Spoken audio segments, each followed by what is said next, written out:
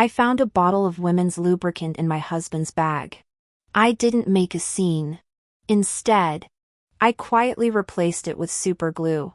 At 2 a.m., our new postpartum nanny was rushed to the ER. Ethan was showering in our bedroom when his phone kept vibrating in his bag, waking me from my light sleep. I checked it, it was just a spam call. As I put the phone back, my fingers brushed against something cold and smooth. It was a small pink bottle with a suggestive anime girl and Japanese text on it. It definitely wasn't an innocent item. My hands shook as I used image search to scan it.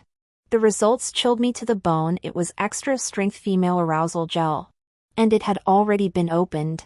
The room started to spin. I was still in the postpartum recovery period. This wasn't for me. Was Ethan cheating? The thought pierced my heart like an ice pick. The shower water was still running as I frantically checked his phone. Darling wife was pinned at the top of his chat list. The conversations were all about work and groceries. Perfectly ordinary. I scoured every social app, hotel booking records, and even his games. There was nothing suspicious. Was this some cruel joke? My trembling fingers accidentally opened his work folder. It was a parenting app. That was wrong. Given Ethan's obsessive organizational skills, he would never mix parenting tools with work files. My heart was pounding in my ears. My trembling finger accidentally opened the app. The chat logs froze my blood. On March 8th, I was rushed to the hospital due to threatened miscarriage. He stayed by my hospital bed all night. Waited 3 damn months to finally get some action. But the useless cow couldn't even handle that. Book a room near the hospital tonight, I'm fucking dying here. Forget the black stockings.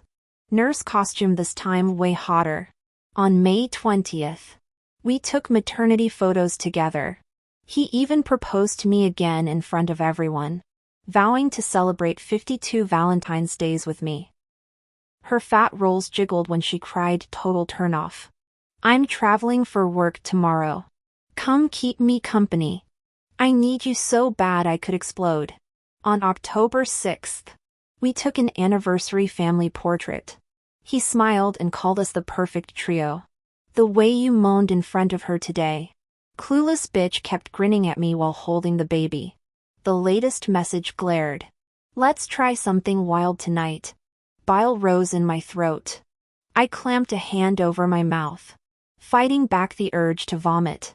These vulgar words came from Ethan Reynolds, my devoted husband? The man who rushed home daily, handed over his paycheck, massaged my swollen ankles every night during pregnancy, who hand-washed my underwear with goofy smiles, fretted sleeplessly before every prenatal check-up, and sobbed louder than me during labor, while other new moms survived on naps.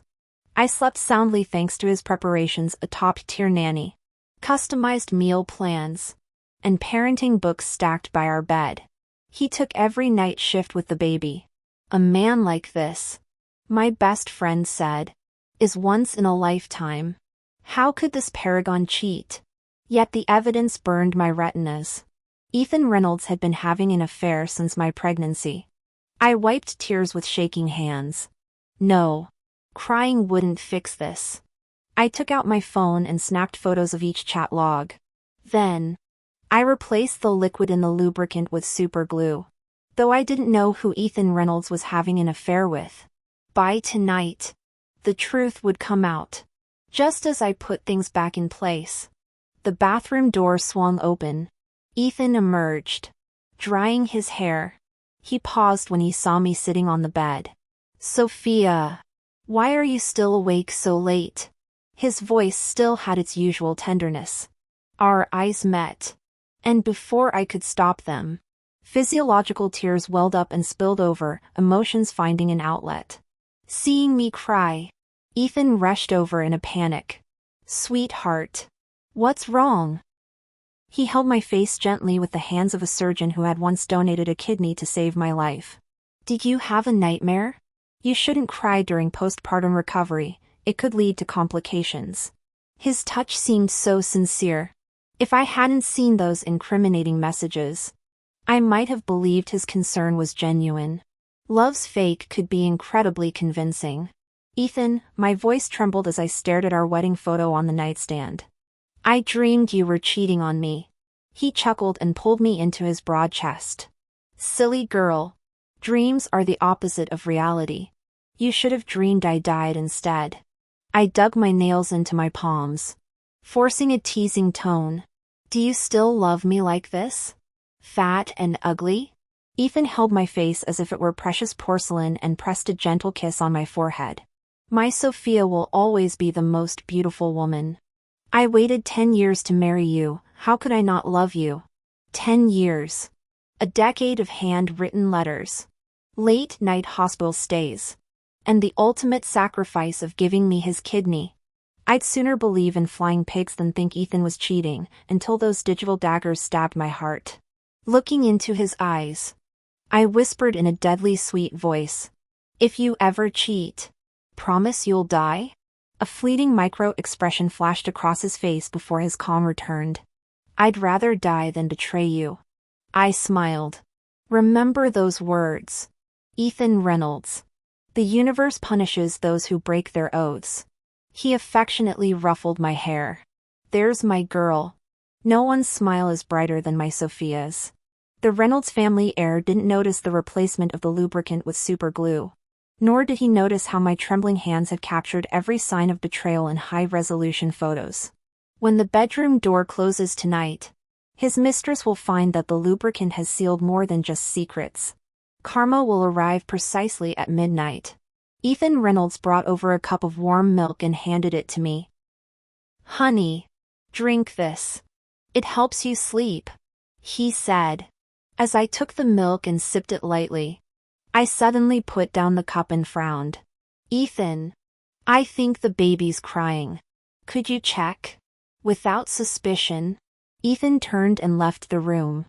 I swiftly poured the milk down the sink, watching the milky liquid swirl down the drain with cold satisfaction. So this was why I'd been sleeping through the nights. When Ethan returned, his eyes flickered over the empty cup with barely concealed excitement. He patted my shoulder gently, his voice tender. Sophia, the baby's sleeping soundly. No need to worry. I nodded and feigned a yawn. Good. I'm exhausted too. Let's sleep. He smiled and switched off the bedside lamp, plunging the room into darkness. I closed my eyes, regulating my breathing to mimic deep slumber. At midnight, Ethan lightly patted my cheek. Sophia? Darling? He tested. I maintained steady breathing, adding soft snores for authenticity.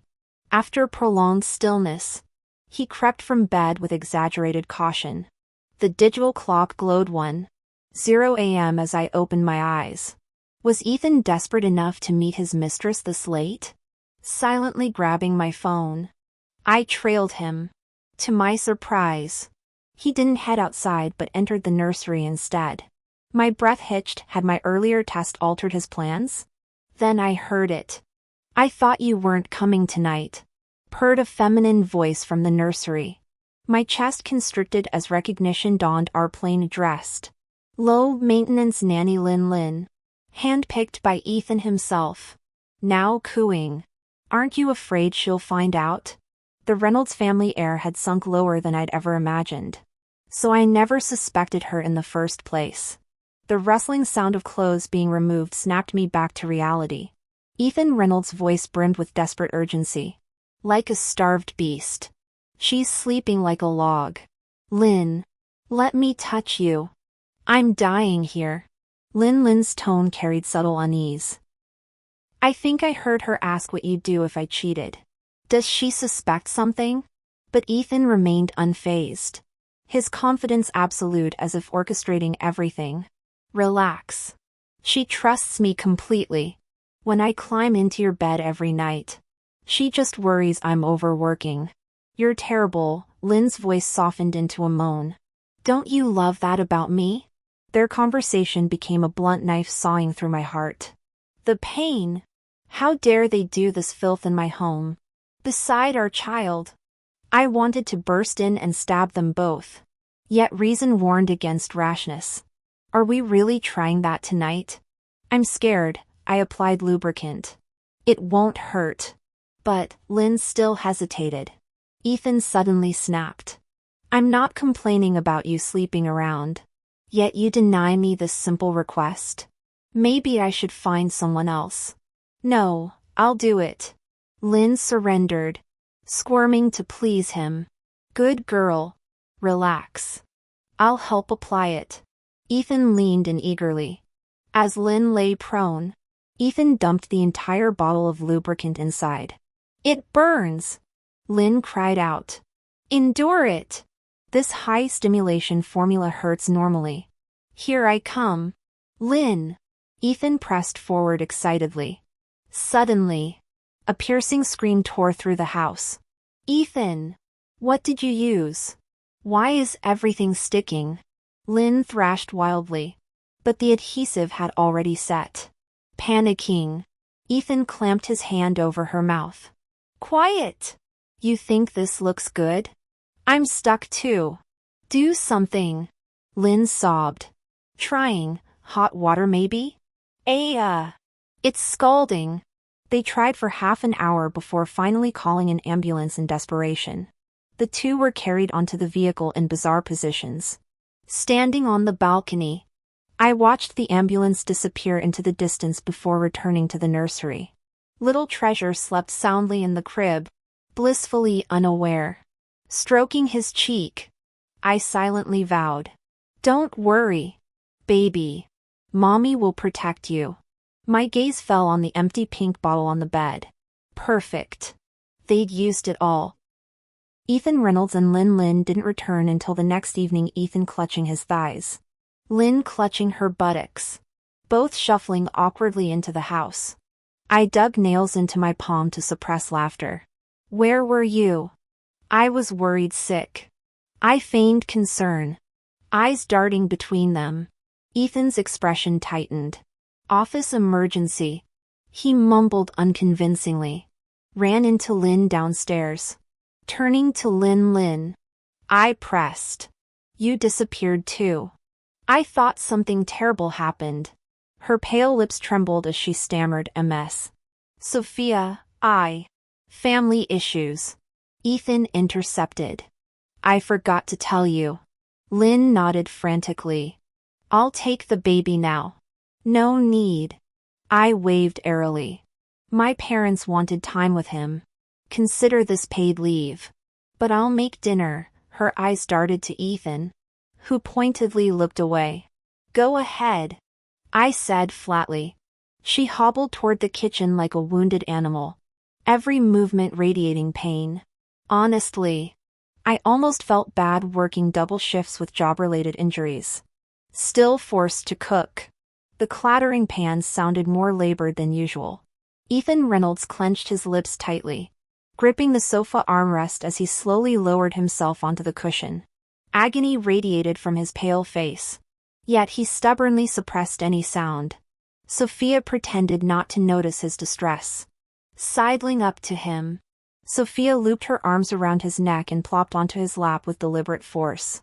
Swaying back and forth provocatively, she cooed, Honey, now that the baby's away, we finally get our alone time. Ethan's entire body stiffened like a plank, his complexion turning ashen. His knuckles whitened against the sofa fabric. Sophia ground her weight deeper into his thighs. With a violent shudder, Ethan shoved her away, so forcefully that even he looked startled. Sophia staggered backward, barely catching herself. A flicker of panic crossed his features. Sophia. I didn't mean. Steadying herself, Sophia let her gaze casually drop to his pants. A dark stain bloomed across the fabric. Fresh blood. No doubt. Feigning concern, she pressed. Ethan? What's wrong? Let me check. Her hands darted toward his waistband. He recoiled as if electrocuted, wrenching his injury in the process. A strangled hiss escaped through his clenched teeth. Just sudden bladder pressure. He choked out, hobbling toward the bathroom like a man walking on broken glass. hands clamped over his groin. Leaning against the sofa, Sophia watched his pathetic retreat with dark satisfaction. Earlier that day, while they were out, she'd planted surveillance cameras in every hidden corner, including the bathroom. On the monitor screen, Ethan gingerly peeled back bandages to reveal pulpy, oozing flesh. His trembling hands produced a medicinal cream. Each dab of ointment made him flinch violently, though he muffled his whimpers. Warmth bloomed in Sophia's chest, who knew household adhesive could be this effective. She found herself wondering about Lynn's condition. With her larger wound area, the agony must be exquisite. Nearly 30 minutes passed before Ethan emerged, legs quaking like a newborn fawn's. Sophia glanced up with manufactured worry. Really okay, honey? Fine. He lied through a waxen smile. Good. Sophia beamed. Dinner's ready. Special feast. At the dining table, Ethan froze like a taxidermy deer. His eyes locked onto the spread, spicy crayfish, garlic scallops, chili crab, as his voice cracked. Sophia, why so much seafood? Sophia cheerfully shoved both Ethan and Lynn into their chairs. You've all been taking such good care of me these days. I want to properly treat you. As I spoke, I placed a large shrimp in each of their bowls. Come on. Eat up. Don't be shy. Lynn's complexion turned ashen. She kept her head bowed, knuckles whitening around her chopsticks, unable to bring herself to eat. Ethan Reynolds' fingers trembled slightly as he peeled the shrimp shell, beads of sweat forming on his forehead. Sitting nearby, I casually remarked, there was some juicy gossip in the neighborhood yesterday. Apparently a couple got carried away and had to be rushed to the ER still stuck together. Rumor says they're from our building. How mortifying. I wonder if they managed to separate. Ethan jerked, sending his shrimp skidding across the table, pretending not to notice. I continued, honey, do you know who it was? Ethan avoided eye contact, his words stumbling. How would I know? Hey, why aren't you two eating? Feeling unwell? Guilt forced them to force smiles and choke down their food while I happily ate my postpartum recovery meal. Over the following days, I ordered them increasingly extravagant takeout. Cream-filled pastries with bubble tea, greasy fried chicken burgers, lavish seafood platters, spicy Sichuan and Hunan dishes. Each meal left them looking more nauseated. Ethan developed an increasingly awkward gait, while Lynn could no longer sit comfortably. On the third night, Lynn finally snapped. 2 a.m. Guest bedroom. Lynn stood by the bed, hissing through clenched teeth. Ethan Reynolds. I'm done. Transfer $1 million to my private account now. Ethan scowled. Are you insane? Why should I pay you? Doctor says my rectal nerve damage is permanent. Lynn yanked down her pants, revealing festering wounds glistening under the lamplight. If this keeps worsening, I'll need a colostomy bag. Is $1 million too much? Her voice escalated hysterically. Or should I tell Sophia you about us? Ethan glared murderously. You dare blackmail me? This isn't blackmail, it's business. You pay. I disappear. Otherwise, she let the threat hang. Silence engulfed the room. Ethan's fists clenched and unclenched before finally growling. Fine. But $1 million takes time. Sophia controls the money. I need a few days. Lynn snorted derisively, slapping a pre-written promissory note on the nightstand. Put it in writing first. Sophia you said coolly. Ethan Reynolds glanced at the IOU and paled. What? 1% daily interest? This isn't a loan shark rate, it's highway robbery. Then I'll just go tell MS. Sophia you about our little arrangement. I'll sign. The words scraped from Ethan's throat like gravel. My lips curved upward as I watched his trembling hand scrawl Ethan Reynolds on the document. Want money? In your dreams. Back in the bedroom, I swiftly divided the fund's part into fixed-term investments, the rest into the college fund under my nephew's name. At dawn, Lin crept toward the exit with her luggage. Leaving so early. Lin? I emerged languidly from the shadows. The housekeeper jumped. MS. Sophia, there's a family emergency. I quit. I transferred her final paycheck without comment. Safe travels. Her trembling fingers and evasive eyes betrayed unspoken words. But she fled without explanation. I always settle accounts properly, wages paid, debts collected. The stench of decay hit me when I returned to the master suite. Ethan lay unconscious, his infected wound oozing. His medication applications had become obsessive lately, punctuated by midnight whimpers from the insert. Smiling, I injected concentrated capsaicin extract into his antibiotic ointment. Let the show begin. Ethan awoke groaning. In the bathroom, I watched through cracked doors as he peeled back bandages to reveal necrotic flesh. Sweat dripped from his jaw as he daubed antiseptic. TSK. Looks serious. I murmured. Impressive endurance for someone who'd lasted this long. When he squeezed the tainted ointment, his scream could have shattered glass. Darling? What's wrong? I burst in with perfect concern, watching his contorted face with hidden delight. Ethan Reynolds' face contorted in agony. Veins bulged grotesquely on his forehead as he clawed madly at his festering skin, splattering blood across the floor. Quick! Get me to the hospital! He roared, feigning panic. I asked, what's happening? Honey, since when do hemorrhoids develop there? He lacked the strength to respond, frantically scratching his wounds for relief until pain rendered him unconscious. I leisurely dialed emergency services. In the ER corridor, the doctor gravely informed me, the necrosis has caused severe secondary infection. We can attempt risky conservative treatment or complete excision. Without hesitation, I declared, cut it off. The physician blinked in surprise. No reconsideration? This concerns vital anatomy. Resolute. I signed the consent form. When Ethan regained consciousness post-surgery, his glassy eyes gradually focused on me. Sophia. I slammed divorce papers on his bedside table. It's over. Ethan.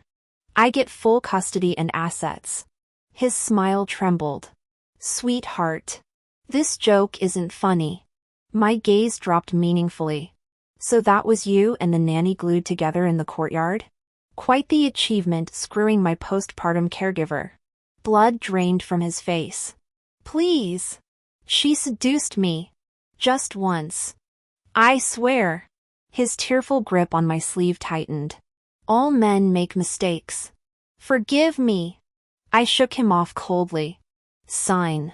Don't embarrass yourself further. Ethan's tears fell as he rasped. You're my everything. I'll die without you. When met with silence, he shredded the documents. Paper snowflakes settling on hospital linen. Never. I'll never let go. As he lunged desperately, I sidestepped. Our baby needs his father. He pleaded. I believe you. I interrupted, forcing down his oath-swearing hand. That's precisely why this is necessary. The glimmer of hope that had just appeared on his face shattered into pieces with my next words. After all, your weapon has been confiscated. It was only then that Ethan seemed to realize something. He lifted the hospital sheet and stared at his lower body. His expression shifted from confusion to horror, then to utter despair, culminating in a blood-curdling scream. No! This can't be happening! What did you do to me? Ethan's eyes turned hollow, as if all hope had collapsed in an instant. I stated calmly, it was a surgical complication. The doctors can confirm this. Though I must admit, my lips curved slightly. I signed the consent form with particular enthusiasm. Sophia! He roared, thrashing against the 4 lines that bound him to the bed like modern-day shackles. His attempt to lunge at me ended with him collapsing back onto the mattress, tangled in medical tubing, slapping the duplicate divorce papers across his face. I made sure the bolded text, "All assets to the wife," covered his eyes like a grotesque blindfold. "Never!" Ethan's voice cracked with hysteria, crimson veins spiderwebbing through his eyes. "I'll never sign. Without my consent. You'll rot in legal limbo for years. And when we finally go to court," a twisted smile split his lips. "Who do you think they'll award custody to? An unemployed, overweight housewife? Or a successful businessman?" As I remained silent, Ethan's laughter bubbled up, a wet, manic sound. His tone turned cloyingly sweet. "Darling, I'll forgive everything. Just let them stitch you up too. We'll be two broken dolls, together forever, like old times." My blood turned to ice. Even now, he found new depths of depravity. "Sophia, be reasonable." His voice dripped with faux compassion. "You're damaged goods. No one else would want you. Transfer Lynn that $1 million now. And we can start fresh." He leaned forward conspiratorially. "Though naturally, I'll be making all decisions from now on." The whistling kettle on the bedside table caught my eye. Without hesitation, I appended the boiling water across his groin. Oops. I tilted the empty carafe. Clumsy me. Ethan's howls of agony were music to my ears. He was right about one thing: divorce would be messy. Lengthy court battles, custody disputes, endless opportunities for him to manipulate the system. There was a cleaner solution. Widowhood might be simpler than divorce. As Ethan writhed in silent torment, I uploaded the footage, every sordid moment of him entangled with Lynn, to every social platform. The Reynolds family's reputation would burn by dawn. Within half an hour of posting, the reposts had already surpassed 10,000. It quickly climbed to the local trending list. Ethan Reynolds had become the latest victim of public shaming. His personal information was completely exposed. His friends immediately cut ties with him. Even long-lost classmates sent messages cursing him. His company swiftly fired him for damaging corporate reputation. Now he's unemployed just like me. Meanwhile, Ethan's hospital room became a viral hotspot. Patients and visitors deliberately detoured to point at him through the glass. Some even barged in to spit on him. Under this dual torment of physical and mental anguish, Ethan's behavior grew increasingly erratic. He began smashing things in his room, screaming incessantly, so violently that nurses feared approaching him. The hospital eventually moved him to an isolated private room. During his absence, I installed a hidden camera facing his bed. Watching his manic episodes through my phone became an unexpected stress reliever. From Ethan's transaction records, I discovered I wasn't his only victim. This hinted at a massive underground operation. I began covert investigations in mom groups, quickly finding several women with similar experiences. Some had suspected their husbands but lacked proof. Most, like me, had been blissfully ignorant, drinking sedative-laced milk nightly, even thanking their spouses for being thoughtful. Our investigation revealed Lynn's maternity care agency wasn't what it seemed. While advertising professional postpartum services, they actually targeted new fathers. Their training program required recruits to appear frumpy, messy low ponytails, oversized uniforms, scuffing shoes to project rustic simplicity. They deliberately avoided fathers, acting awkward and reserved, lulling mothers into false security. Who'd suspect plain scrubs concealed lace lingerie? This forbidden temptation under wives' noses proved irresistible to many fathers. They reveled in the illicit thrill. Such night nurses like Lynn became highly sought after, commanding premium salaries and generous overtime pay from clients. To prevent further victims, we submitted the collected evidence to the police. The authorities took this very seriously and immediately launched a raid operation. The postpartum care agency was quickly shut down, with multiple suspects apprehended on site. However, Lynn managed to escape during the operation. When we saw Lynn again in the surveillance footage from Ethan Reynolds' hospital room, she wore a mask covering most of her face except her eyes. Several tattooed thugs with menacing expressions stood behind her. Ethan lay weakly in his hospital bed, his eyes filled with hatred when Lynn removed her mask. "Bitch! This is all your fault," he spat. "If you hadn't seduced me, I wouldn't be in this mess." Lynn sneered contemptuously. "Did I force you to drop your pants? Can't control your dick. Now you blame me?" As Ethan struggled to reach the call button, one of the thugs brutally twisted his arm behind his back. "Ack! Stop. Let's talk this through," Ethan screamed, sweat pouring down his face. "When are you paying what you owe?" Lynn demanded coldly. "I'm broke. Sophia took everything. Go after her. She's the one who replaced the lubricant with glue that ruined us both."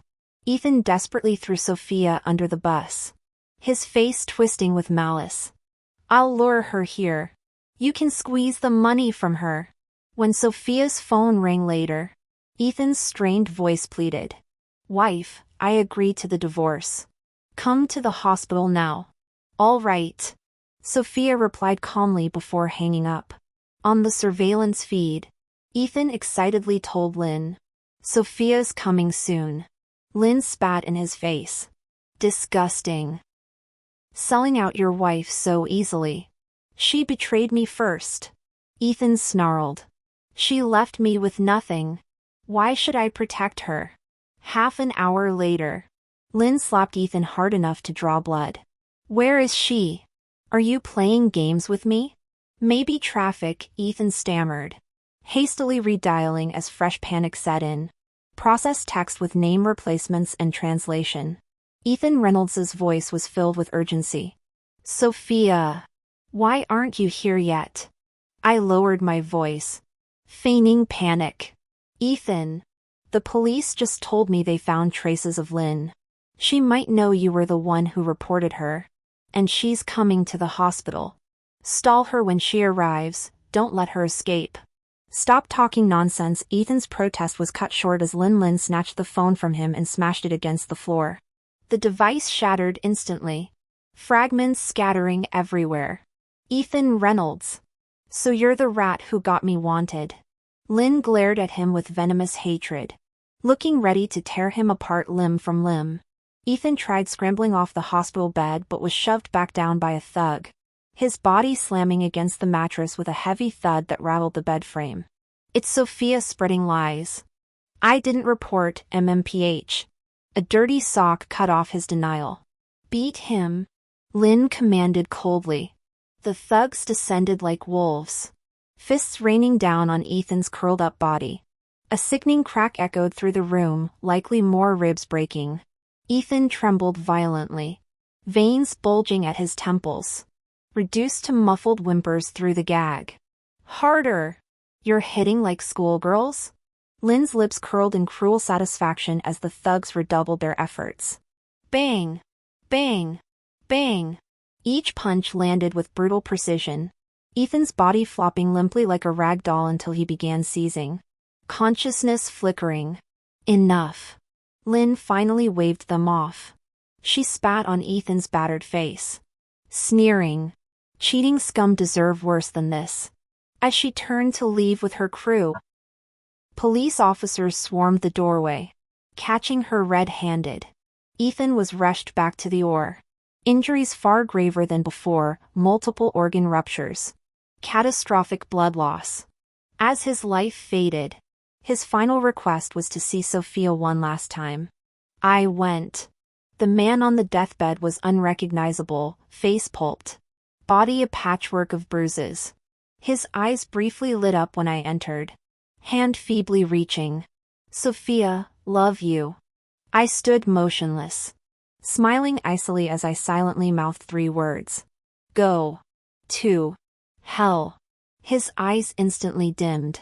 His body convulsed violently. Blood suddenly gushed from his nose and mouth.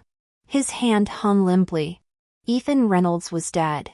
A tear still hung at the corner of his eye, though it might as well have been crocodile tears. I felt no ripple of emotion. Meanwhile, Lin's life had also reached its end. She faced charges including voluntary manslaughter, prostitution, and multiple other offenses, ultimately receiving concurrent sentences. She was condemned to death. Standing at the courthouse entrance, I lifted my gaze to the sky where sunlight blazed brilliantly. The road ahead stretched long before me,